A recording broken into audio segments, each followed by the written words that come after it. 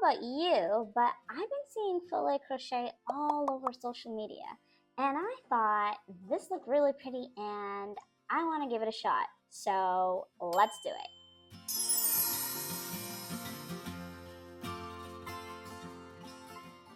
Hello everyone and welcome to Amparo Wonderland. Today we are, as you can see, in a different setup because I am currently away from home.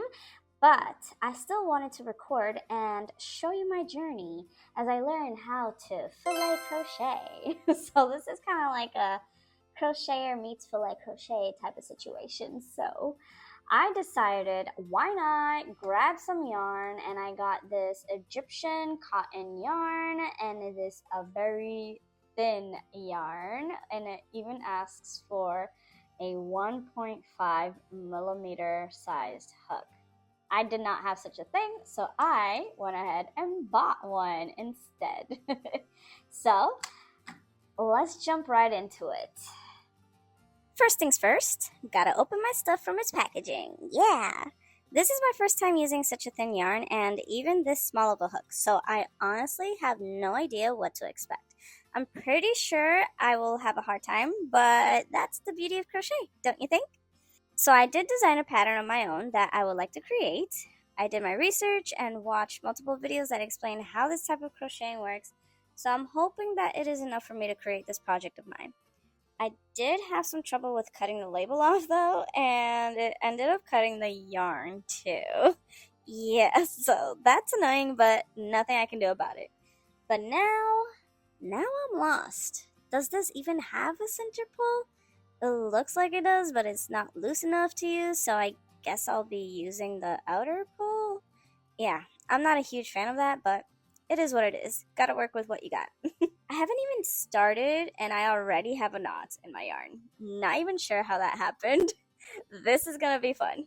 I'm not sure how well you will be able to see what I'm doing since this is a very thin yarn, so that means that the stitches are gonna be teensy tiny little stitches. So I do apologize in advance.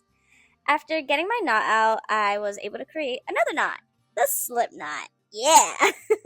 I do have a video that shows the basic stitches, including the slip knot, so you are welcome to check it out at the link from the card at the top right corner. Also, if you are interested in the yarn and hook I'm using, you can find the details down below in the description box. So to begin filet crochet, I need to start with my foundation chains. And wow, I'm already struggling with this and I just started. Since I will be aiming to make a bandana, I'm going to just make a bunch of chains and measure as I go with my head until I get the length that I need. And then I'll just put that into play with my design and plan accordingly so I can get what I need. So, wish me luck. I have no idea how people do when creating micro amigurumi because, as you may know, they use this type of yarn, maybe something even thinner, which is so thin, and it feels like it is giving me, like, literally a rug burn. I guess it would be called a yarn burn in this case, I don't know. And as I'm working with just the chains, I can tell this is definitely very time consuming, so it's going to take me a while just to create this foundation chain. Oh boy. I totally see why people charge so much for their micro creations. This is hard work, you guys. It's intense too. It's literally hurting my finger. I'm gonna try and use my tension ring and see if it works. I'm not sure if I'm the only one who gets this rug burn feeling, but if you get it too with this thin yarn, let me know in the comments down below. What do you do to avoid this feeling? It seems like for me, it's using my tension ring, so I'm gonna continue using it. Also, I just remembered this is cotton yarn, and for some reason, cotton yarn likes to slip off my frickin' hook if I try to go too fast. Not sure if that happens to other people, but I think I have the hang of it here now by turning my hook a certain way to keep it from slipping off my hook. That means that I have to twist my wrist a lot more than I would like, but c'est la vie.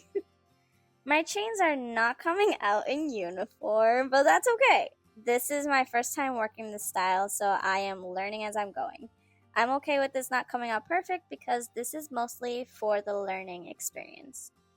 I am liking this crochet hook though. I have previously bought a hook that was a 2 millimeter size, and the body of it feels super thin to the point where it feels like it could just snap at any moment. But this one is actually nice and thick, which makes it easy to hold and twist and turn without any worries. So I definitely recommend this brand, Yarnology, at least for this size. All of my other hooks are hand-me-downs or purchased years ago, so I have no clue what brand they are. But if you're looking for an inexpensive hook that holds really well when it has a tiny size head, I say you should go for this one for sure. After working with this yarn for a bit now, it's actually not that bad. As I get the hang of it, it glides pretty easily with this hook, and adding the tension ring is also a huge plus. Also, to my surprise, it hasn't been difficult at all as I work with this outer pole. I think it's because it's such a lightweight yarn, and so it doesn't get caught anywhere on the skein. Actually, would this even be considered a skein? I have no clue. But anyway, it just simply twirls around like a little ballerina as I pull on the working yarn. So the foundation is done, and now time to brutally count how many chains I've got, and then I can review my design and see where I need to go from there. As you can see, I am back on my old setup, meaning I am back home. Woo! I have counted my chains over and over and over again. I used my best friends here to mark up every 50 chains, so that way I didn't get lost as I counted. I noticed some of my chains were unrecognizable as I was counting them, so most likely I will be miscalculating this whole piece. Yeah. I want to keep going, so now I'm going to work my way back and create a single crochet across. This is US terms, by the way. I have 257 chains, including the turning chain, so this is definitely going to take me a long time once again. I'm hoping I don't skip any by accident because that would just mess with the whole pattern. I totally see why people use magnifying glasses when working with such a thin yarn. This is definitely a challenge. However, it does seem like it's easier to create the single crochet more than the chains. And I'm a little surprised with that since chains are so simple to make. At the same time though, I have been working with this yarn for a good amount of time to get used to it, so that may be a reason as well. I have fluff all over my table here from one of my previous videos, which is where I made my UFO into a finished piece. If you're interested, by the way, and would like to check it out, you can find that link at the top right corner on the card. I may be biased, but I really liked how it came out. I just realized that, well, I forgot to count my stitches. So once again, I will be torturing myself and will have to count them once I get to the end of this row. I made it! I've got a total of 256 single crochet, which is exactly the amount I'm supposed to have, but after reviewing my notes, I'm actually supposed to have made double crochet for this row. I am not redoing this because it took me way too long, so I'm going to just leave it and see what happens. Because my design is a triangular shape, I am definitely going to be winging it because all the videos I saw that explained the process only worked with square shapes. So yeah, that's that.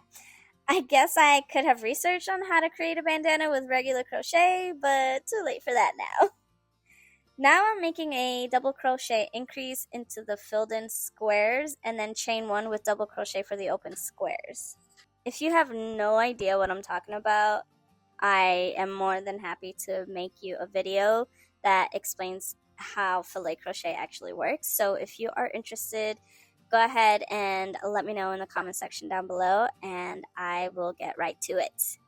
So far it's looking good and it's making me excited all over again. And that's what I love about crochet. The types of crochet that are out there are so vast that every time you try them for the first time, you feel so many emotions, and I love that. I'm going to keep going with this row, and the next time you see me, we will be transported to a new scenery. The struggles of having to move around for work. But as I got to the end, I was noticing that it was curling up big time. once again, I went back to my notes and I realized that I was doing it wrong. Again. This time I can't just leave it though, so I frogged it and started again the correct way. I fixed it and continued, but then I realized that I had messed up at the first stitches of the row as well. So, I went ahead and frogged it once again. Although this was a setback, I kept going and got to the part where I had cut my yarn. I did my magic knot and it was not working very well. So, I had to be more careful when I continued to crochet with this part. At this point, I thought it would be wise to count my stitches. I doubled, tripled, and quadruple checked, and for some reason, my count was off. I am not sure why or where I went wrong, but at this point, I don't feel like starting over. So, I decided to just keep going and wing it even more. This piece has definitely had me doing a lot of critical thinking, but for some reason it doesn't bother me as much. I have been enjoying every moment of it. After making 12 rows, this is what it's looking like.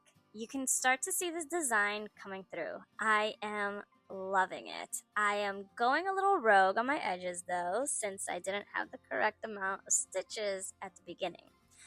I now have my design on the bigger screen, which helps a lot because before I was using my phone to follow along with my design and that was pretty tough. So now I don't have to do that. It has gotten a lot easier with the crocheting part, but I am no longer counting my stitches because I start to get so confused since it's been off from the very start. I guess that's why you should just do it right from the beginning. Even still, whether this comes out how I want or not, I do plan to use it one way or another since I am spending a lot of time in making it. I've gotten about halfway done with it here. I got tired of my edges being so wide, so I decided to add spaces on each side of it to kind of cut down on how many stitches there are, and I'm hoping that this helps me create more of a narrower triangle, which is what my original design does ask for. The design itself is coming out beautifully though. You can see the leaves and the flower and I am loving it big time. I am close to the end of my yarn here and it's kind of getting in the way. So I am going to recoil it back to its original spool. Not really sure what to call this, but I'm putting it back so it can be easier to use. I am getting a little worried though because it's looking like I'm going to have to play some yarn chicken with this. I really hope that that is not the case and that I do win. Yeah, no, I ran out of yarn. So I'm gonna have to go to the store and get some more. While I'm there, I'm gonna grab another color too because I am really liking this design a lot. So I would love to remake it and maybe do it the right way next time. So I've got my yarn. I forgot to record my trip to the store because I was trying to be quick. This time I'm going to slide the label off though because last time when I cut it, I actually cut the yarn. So I want to try and, avoid that situation again. See, I am learning from my mistakes. Now I can continue with this piece and finish it off. And here it is. It's all done. It came out super cute. I love it. Like, look at that. Isn't that super adorable? I love the design. I love how she came out. Super cute. I definitely need to work on my edges, so I will have to do a little more research when it comes to how to actually create a bandana because the inside looks really cool. You see how it's like a straight edge, but the outside is not a straight edge. This is like curved or whatever. So unfortunately, this is going to not work as a bandana, so I may just use it as a sort of doily. So I will just place it over my table and just as a placemat type of thing, or I can also create a shirt out of it, but it does have a lot of holes, so I would have to line it somehow so that way you can't see what's going on underneath, and maybe add some little strands down here at the bottom to make it look kind of cool. I would just have to play around with it, add some straps so like it will go around the neck this way. I don't know. There's a lot of possibilities when it comes to this piece, so I'm gonna play with it, but for now I'm going to end the video here because I am happy with how it came out. Not ecstatic. I'm not at 100% because I wanted to use it as a bandana, but that's okay. I can totally use this as something else, and I have learned so much. I learned how to do the filet crochet, which is the #1 thing that I wanted to learn. So I have accomplished my journey when it comes to learning the filet crochet, and now I can move on to the next thing, which I have no idea what it is. So I will see you in the next video. Thank you for joining me, and I will see you in the next one. If you enjoyed watching this video, then you're gonna love this video right over here, where I show you another project that I worked on recently and finalized. So I will see you there, and if not, then I will see you in the next one. Bye.